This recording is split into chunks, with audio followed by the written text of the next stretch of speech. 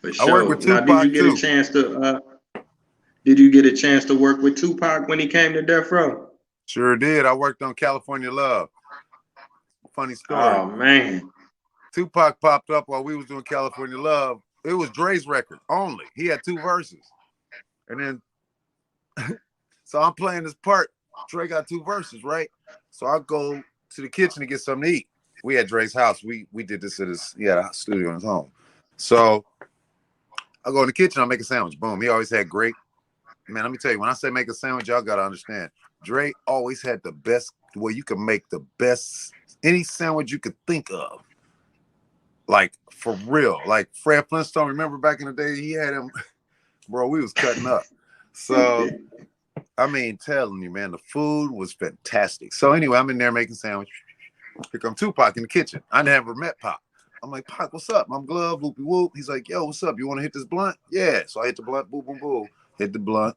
You want me to make a sandwich? It's cracking. You know, he know the story too. He's like, no, I'm good. I'm gonna go in here, check out some folks. So I said, okay. So mind you, I had just left out to the studio to come make a sandwich. So it don't take long to make a sandwich. I had just hit the blunt. Probably was out of there for 10 minutes, bro. Literally, maybe 15. I don't like to be out of the studio when Dre's working. I like to be there.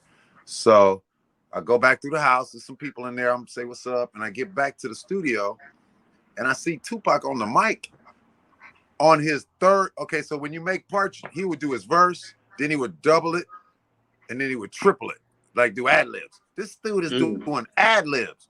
I walk in there, this nigga's doing ad libs, bro. I wasn't gone 10 minutes.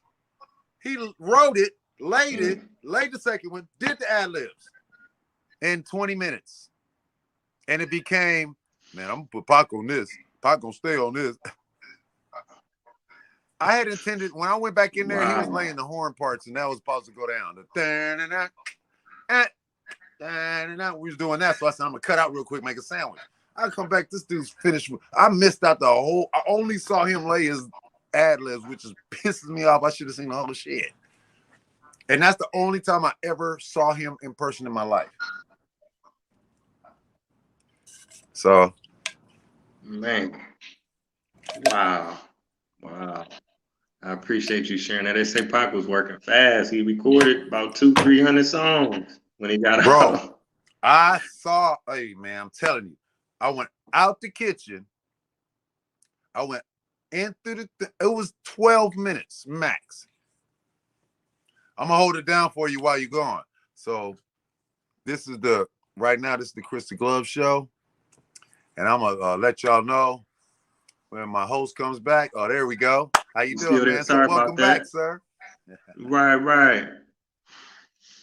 But no, I was saying, man, yeah, like they say, Pac, he dropped about 200-300 songs from the time he got out of jail to the time he passed away, man. He was working fast. Man, that dude used to have Can-Am Studios. It had 3 rooms in it. And he would be in all 3 rooms at the same time. Like, he would go in this room and write a verse, go in that room and lay a verse, go there, lay a hook, come back here, lay a verse, write a verse. That's how he did it. He would write like 9 songs a day for like 2 years. Whenever he would go. So it wasn't every day for 2 years, but when we go in the studio, it'd be weeks. So I'd say if it was 2 years of Tupac during that time, he spent about, so let's say that's 24 months. He probably spent 8 months in the studio in that 24 months. Them 8 months, every day he did 9 songs. You do the math. Man, there's that's thousands of man. Tupac songs y'all haven't heard.